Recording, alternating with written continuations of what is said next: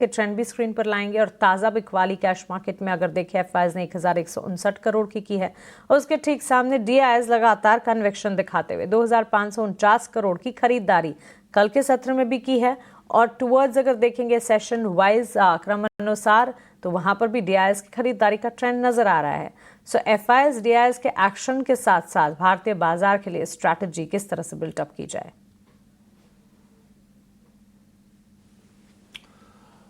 मानसी देखिए, आज के लिए ना थोड़ा सा ना ट्रिकी सेशन है और हम ये भी कहेंगे कि आज का सैंडविच सेशन है। और मंगलवार को हम आमतौर पर वोलेटिलिटी देखते हैं और कल हमने फिर से बाजार में वो चीज़ देखी है। फर्स्ट हाफ की तस्वीर कुछ अलग थी। सेकेंड हाफ में बाजार ने पूरी की पूरी ना सिर्फ गेंस गंवाए बल्कि निफ्टी बैंक ने कुछ अहम सपोर्ट को भी तोड़ा और गिरावट के साथ बाजार बंद हुए। तो एक सत्र के बाद फिर से वही अनिश्चितता, वही नेगेटिविटी का माहौल बाजार में लौटते हुए दिखा है। हालांकि आज अगर आप देखेंगे तो जीएसटी काउंसिल की बैठक तो है, लेकिन जीएसटी काउंसिल के बैठक में ऐसा कुछ बहुत सरप्राइजिंग मुझे नहीं लगता है कि आएगा जिसका बाजार को अंदाजा नहीं है।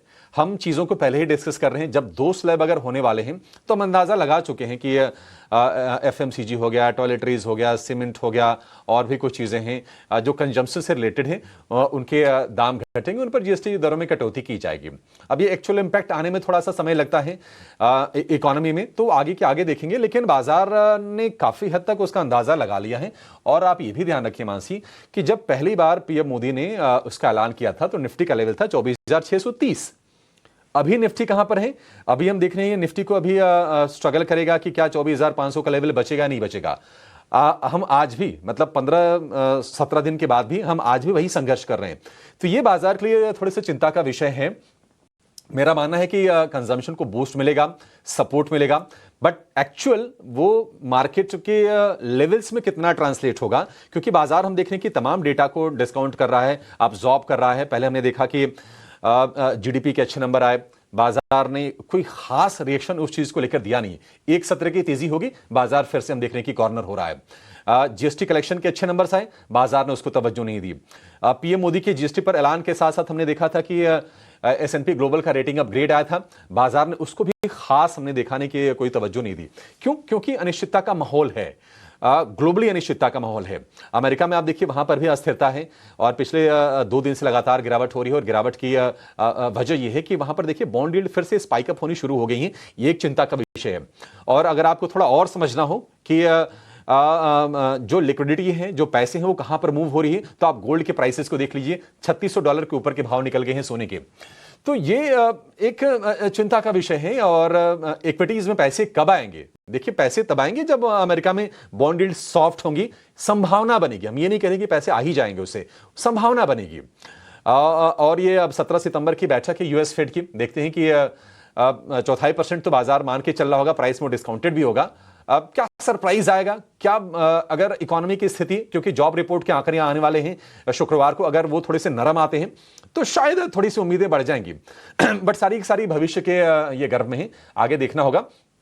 और माहौल हम कह सकते हैं कि थोड़े से ना आज के सत्र के लिए कमजोर हैं।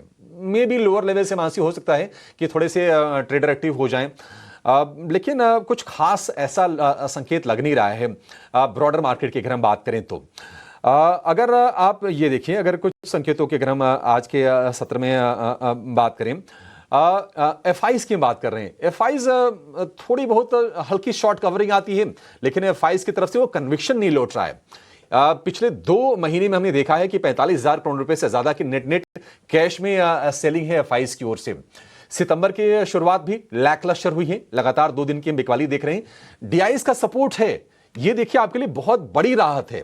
बड़ी राहत है क्योंकि एक धड़ा जो बाजार को लेकर बेरिश है, लेकिन हमारे जो घरेलू फंड्स हैं पैसे डिप्लॉय कर रहे हैं। और पैसे क्यों डिप्लॉय कर रहे हैं? क्योंकि एसआईपी का फ्लो अच्छा है।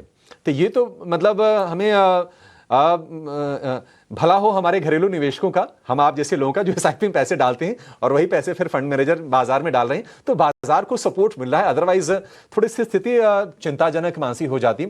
आज अब देखते हैं कि जीएसटी काउंसिल की बैठक से क्या संकेत निकल के आते हैं। अब अलग अलग चीजें सूत्रों के हवाले से आ रही हैं। कोई ठोस फैसले वाली चीज तो अब कल बैठक जब कंक्लूड होगी उसके बाद ही आएगी। वित्त मंत्री हो सकता है कि प्रेस कॉन्फ्रेंस करके सारी की सारी जानकारी दें कि क्या फैसले लिए गए हैं, किन चीजों पर जीएसटी घटाई गई है।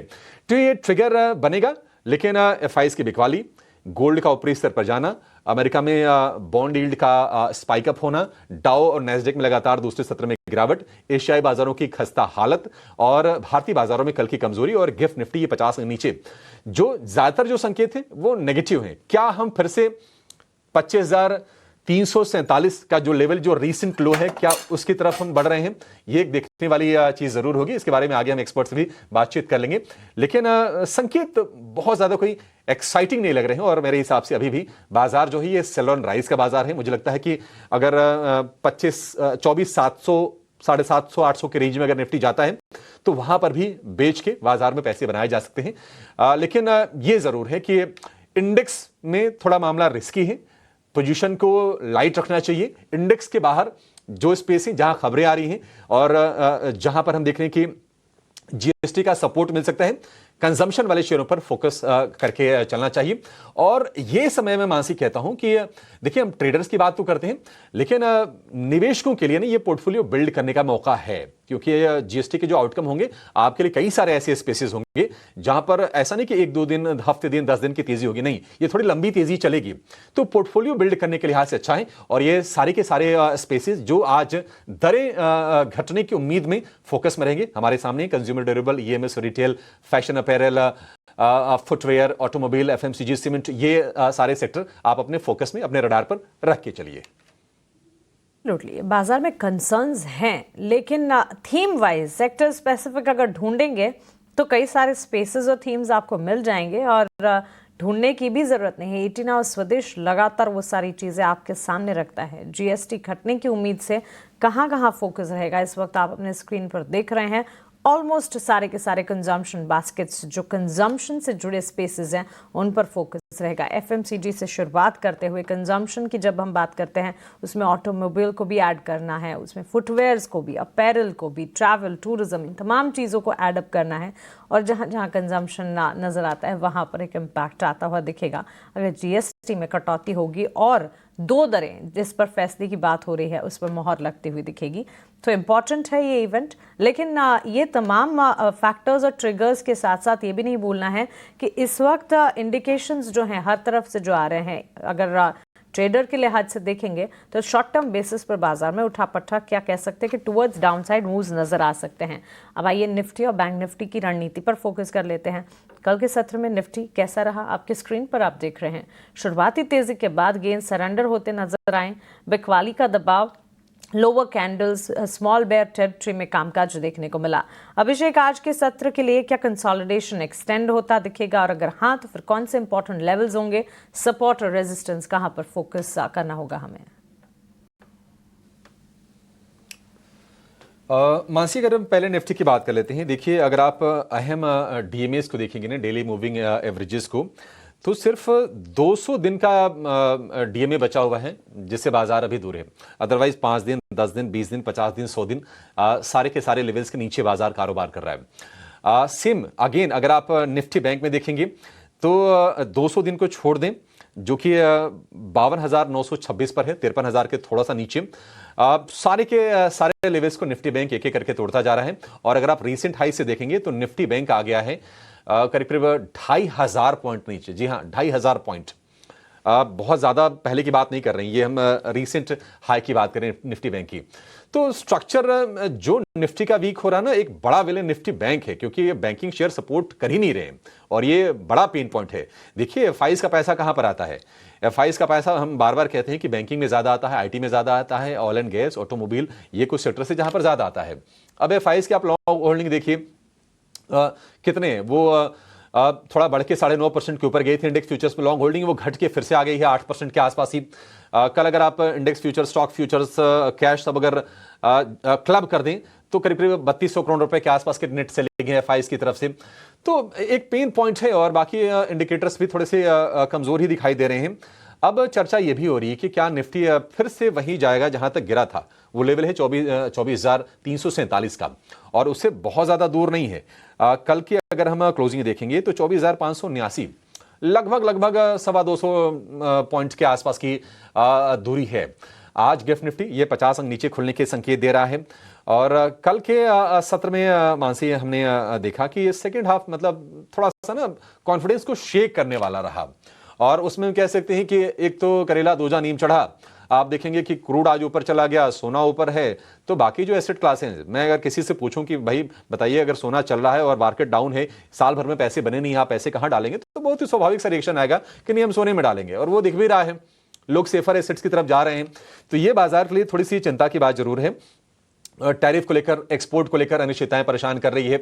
ट्रंप के बयानों को लेकर देखिए हम थोड़ी सी हम अपने लिहाज से तल्खी दिखा सकते हैं या फिर उनकी आलोचना हम कर सकते हैं, लेकिन जो फैक्ट है वो ये है कि नहीं, आपका जो एक्सपोर्ट वाला मैटर है वो थोड़ा गड़बड़ हो रहा है। अब उसके चलते क्या होता है कि बाकी आपकी घरेलू इकोनॉमी में सरकार को अलग इंतजाम करने पड़ते हैं। जहां पर एक्सपोजर होता है एक्सपोर्ट वाली कंपनीज का, वो थोड़े पेन में आते हैं, जिसमें बैंकिंग है। हालांकि एक रिपोर्ट आई है जेफरीज का, वो कह रहे हैं कि बहुत ज्यादा उसका इंपैक्ट नहीं आएगा, बट ये स्ट्रेन बना रहता है इकोनॉमी में। तो मुझे लगता है कि निफ्टी के लिए 24,450 से 24,500 की ये सपोर्ट रेंज है। देखते हैं कि इसको रेस्पेक्ट करता है निफ्टी या नहीं करता है। और रेजिस्टेंस का जो लेवल होगा 24,700 का, ये रेजिस्टेंस है आज के सत्र के लिए मैं देख रहा हूं। लेकिन अगेन मैं आज फिर से ही कहूंगा, ये गिफ्ट निफ्टी 50 नीचे देख के ना, मतलब थोड़ा सा नेगेटिविटी आती तो है, और मेरा मानना है कि ओपनिंग के बाद बाजार को आधा घंटा स्थिर होने दी और उसके बाद ही कोई फैसला लें। तेजी कब होगी मानसी, मैं बार बार रोज एक लाइन में रिपीट करता हूं कि 25,000 के ऊपर जाएंगे तो ऐसा लगेगा कि हाँ माहौल सुधरना शुरू हो गया है। कंफर्मेशन कब आएगा, 25,153 जो कि रीसेंट हाई है, उसके ऊपर जब निफ्टी निकलेगा तो आप मान के चलिए कि तेजी लौट आई है, अदरवाइज बाजार वोलेटाइल रहेगा। और मैं काफी टाइम की बात कह रहा हूं कि अब ये अनिश्चितता वाले माहौल में थोड़े से शॉर्ट करने के मौके हो सकते हैं। आज के सत्र का, कल के सत्र का वेट कर लीजिए, लेकिन निफ्टी अगर 24,750 24,800 की रेंज में अगर जाता है, हालांकि हाईली अनलाइकली है कि आज ये जाए, तो वहां पर आप निफ्टी को शॉर्ट करके पैसे बनाने के मौके खोज सकते हैं। तो बाजार वीक है, मे भी हो सकता है कि थोड़ा बहुत स्विंग इंट्राडे में आए।